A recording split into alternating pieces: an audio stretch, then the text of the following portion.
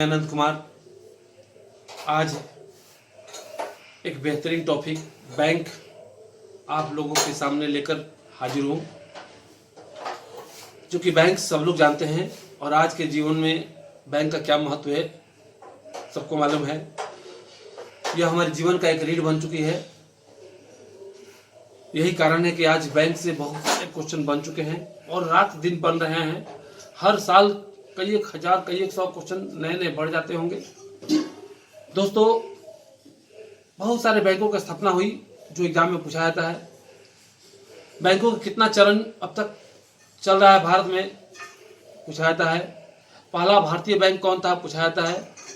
पहला भारतीय पूंजी से चलने वाला बैंक कौन था ये भी पूछा जाता है। भारतीय पूंजी और भारतीय स्वामित्व वाला पहला बैंक कौन था, या भारत का सबसे पुराना बैंक कौन था, या भारत में किस देश के सहयोग से पहला बैंक खोला गया, पहला कंपनी कौन थी, या विश्व में सबसे पहला देश कौन था जो बैंकों की शुरुआत की थी। तरह तरह के क्वेश्चन मन में उठते होंगे जिसका आंसर हम लोग कहीं ना कहीं से खोजते होंगे और जो मन में क्वेश्चन उठता है वही एग्जाम में पूछ दिया जाता है। अक्सर यही हो रहा है, किताबें कमजोर पड़ जा रही हैं, उम्र बढ़ेगी, पढ़ने की क्षमता घटेगी और इस हिसाब से हम लोग आज इस वीडियो के माध्यम से हम आपको यही कहेंगे, यही संदेश देंगे कि मेरी इस वीडियो को गौर से देखेंगे और अगर पसंद आए तो इसको लाइक और शेयर जरूर करेंगे और कॉपी में बैठ कर लिखेंगे, अपने दोस्तों से पूछताछ करेंगे। पूछताछ करने से क्या होता है कि रिवर्स भी हो जाएगा और आपकी जुबान जो नहीं खुल रहा था वो खुल भी जाएगा। तो सीधे हम लोग चलते हैं बैंक की कहानी पर। क्योंकि भारत में अब तक बहुत सारे ऐसे बैंक हैं जो किसी न किसी में विलय हो गया है और बहुत सारे राष्ट्रीयकृत बैंक जो अभी चल रहे हैं, या बहुत सारे बैंकों का ग्रहण चालू हो गया है। इस तरह से बैंकों की कहानी लंबी चौड़ी है, लेकिन मैं अपने हिसाब से छोटा सा एक टॉपिक जो आपको कम समय में बेहतर और विश्वासजनक लगे उसके लिए तैयार हूँ, आपके सामने लेकर टॉपिक हाजिर है। आते हैं अपने टॉपिक पर। देखिए, कहा जाता है कि पूरे विश्व में पहला बैंक की शुरुआत किस देश ने की थी, तो वो इटली ने किया था।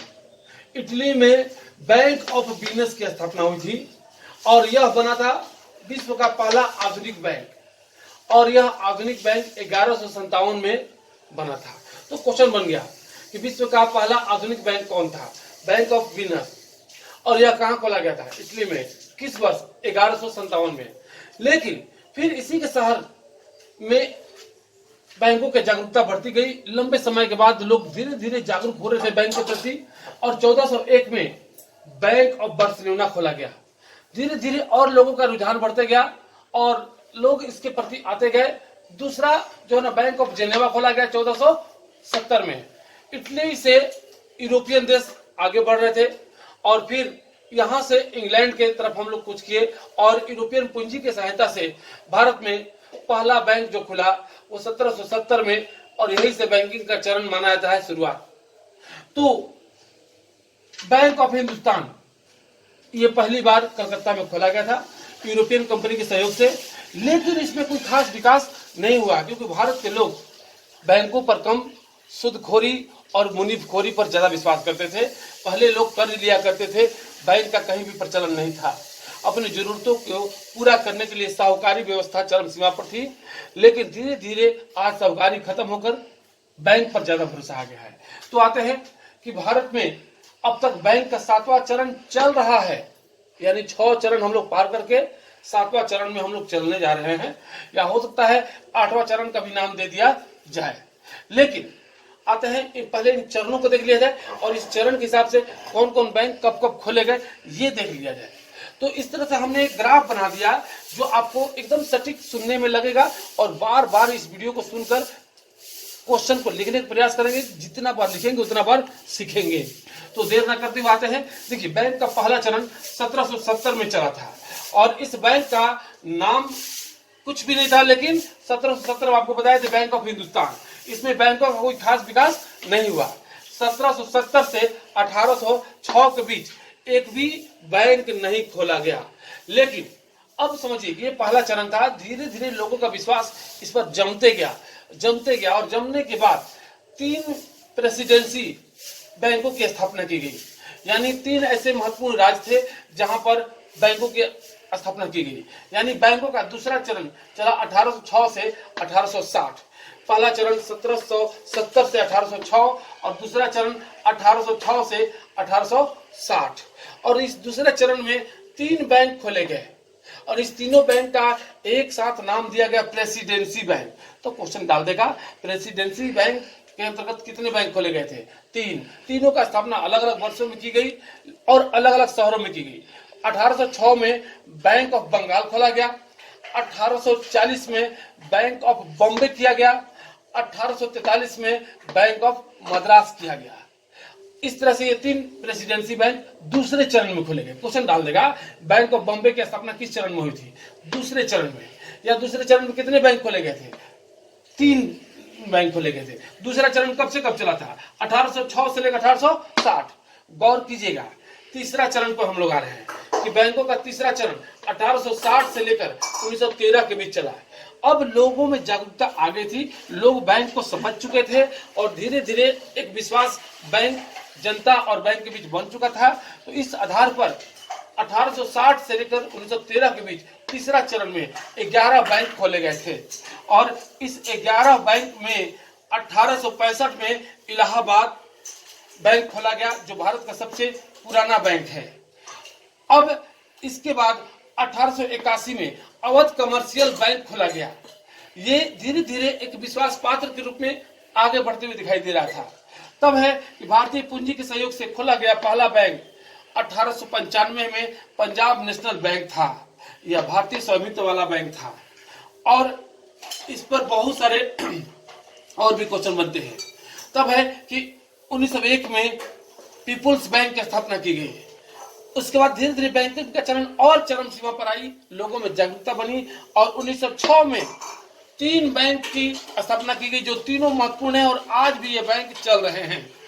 कॉर्पोरेशन बैंक ऑफ इंडिया 1906 में, केनरा बैंक ऑफ इंडिया 1906 में, बैंक ऑफ इंडिया जो आज भी चलता है, क्वेश्चन पूछता है चमकता हुआ सितारा किस बैंक का लोगो है? तो बैंक ऑफ इंडिया का। ऐसे तो सबका लोगो है, सबका टैगलाइन है। हम अगले वीडियो में टैगलाइन, लोगो और इन पर बहुत सारे और क्वेश्चन बनाएंगे, इसमें यह संभव नहीं है। तो आते हैं 1906 के बाद 1908 में 2 बैंक खोले गए। एक बैंक था बैंक ऑफ बड़ौदा और दूसरा था पंजाब एंड सिंध बैंक। ये दोनों बैंक 1908 में ही खोले गए थे, आगे पीछे जो भी हो। लेकिन 1911 में सेंट्रल बैंक ऑफ इंडिया, भारतीय पूंजी और भारतीय लोगों के सहयोग से चलाए जाने वाला पहला bank central bank of India. Question डालता है, भारतीय पूंजी और भारतीय लोगों के सहयोगिता से चलने वाला पहला बैंक कौन था? सेंट्रल बैंक ऑफ इंडिया 1911 में। उसके बाद 1913 में बैंक ऑफ मैसूर। तो ये सारे बैंक जो चले थे, ये 11 बैंकों की स्थापना हुई थी तीसरे चरण में और तीसरा चरण 1860 से 1913। अगला चरण चलने लगा 1913 से 1939। इस दौर में प्रथम विश्व युद्ध की शुरुआत हो गई थी। दोस्तों 1914 से लेकर 1918 तक प्रथम विश्व युद्ध की शुरुआत हुई थी। इस दरमियान में बैंकों का कोई विकास नहीं देखने को मिला, लेकिन जैसे ही 18 पार किया, इस दरमियान में 9 बैंक खोले गए और विश्व युद्ध की समाप्ति के बाद लोगों में जागरूकता आई और 1919 में UBI bank, United bank of India की स्थापना की गई। यूनाइटेड बैंक ऑफ इंडिया 1919 में खोला गया। फिर सभी प्रेसिडेंसी बैंकों के मिलाकर पूंजी को देखते हुए सबको एक साथ मिला दिया गया।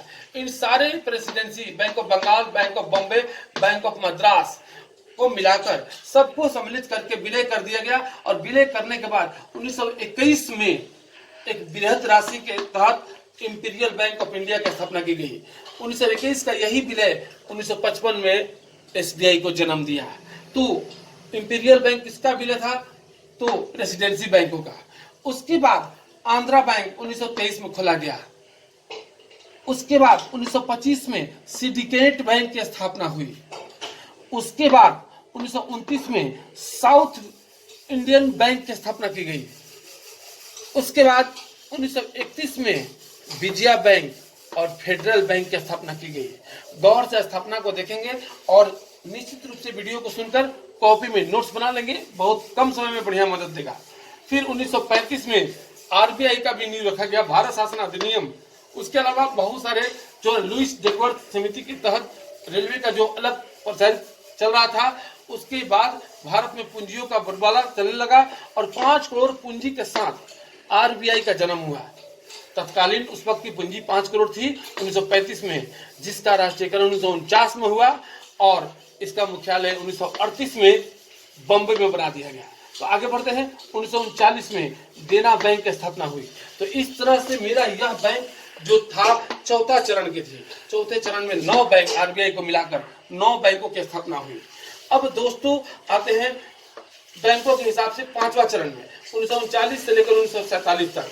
इस दरमियान भी द्वितीय विश्व युद्ध 1939 से लेकर 1945 तक चला। फिर भी लोगों का रुझान बैंकों पर बना रहा। बैंकों का विकास तो नहीं हुआ, लेकिन 2 बैंक खोले गए। एक बैंक 1943 में जो न्यू बैंक ऑफ इंडिया के नाम से खुला और दूसरा ओरिएंटल बैंक ऑफ कॉमर्स 1943 में ये बैंक खोले गए। यानी सबसे कम बैंक खोले गए जो है ना आधुनिकता के दौर में 5वें चरण में। और इस 5वें चरण के बाद आते हम लोग 6ठे चरण में। तो 6ठे चरण में 1947 से लेकर 1991 तक, 91 में उदारीकरण का जन्म हुआ और उदारीकरण के पिता डॉक्टर मनमोहन सिंह को कहा जाता है। क्वेश्चन खूब डालता है। और इस दरमियान 6 बैंकों का स्थापना माना जाता है। तो आते हैं 1950 में यूनाइटेड बैंक की स्थापना हुई। 1955 में इंपीरियल बैंक 1921 का विलय करके 1955 में SBI state bank of India की स्थापना की गई। उसके अलावा एक अलग निजी जो है ना एलआईसी किया गया, लाइफ इंश्योरेंस कॉर्पोरेशन 1956 में खोला गया। नाबार्ड कृषि के लिए स्पेशल बैंक जो है ना नाबार्ड खोला गया। तो इस तरह से नाबार्ड का पूरा नाम पूछता है, नाबार्ड का संबंध पूछता है, या किसानों के लिए है, खेतियों के लिए है, यह आम आदमी के लिए नहीं है, लेकिन किसानों के लिए और कृषि कार्यों के लिए खोला गया बैंक है। 6ठे चरण की देन है और 6ठी पंचवर्षीय योजना में भी जो है ना ऐसा माना जाता है। तो आते हैं उसके बाद 1985 में कोडेक महिंद्रा, उसके बाद 1988 में एनएचबी और 1990 में SIDBI small industrial development bank of India SIDBI की स्थापना की गई। और इस तरह से यह चरण भी हमारा 6 बैंकों को लेकर आगे बढ़ा। 1991 के बाद 10 निजी बैंकों को मान्यता दी गई, जिसमें आज भी 6 बैंक चल रहे हैं। इस तरह से 1991 के बाद बहुत सारे नए नए छोटे छोटे बैंकों का उद्भव हुआ। आरबीआई ने बहुत सारे बैंकों को मान्यता देना प्रारंभ किया। अब इसके तहत 1900 महत्वपूर्ण बैंकों में 1993 में एक्सिस बैंक खोला गया, जो आज चल रहा है, अभी भी है। और ये दोनों निजीकरण के तहत आईसीआईसीआई और एचडीएफसी 1994 में खोला गया, यानी हाउस डेवलपमेंट फाइनेंस कॉर्पोरेशन।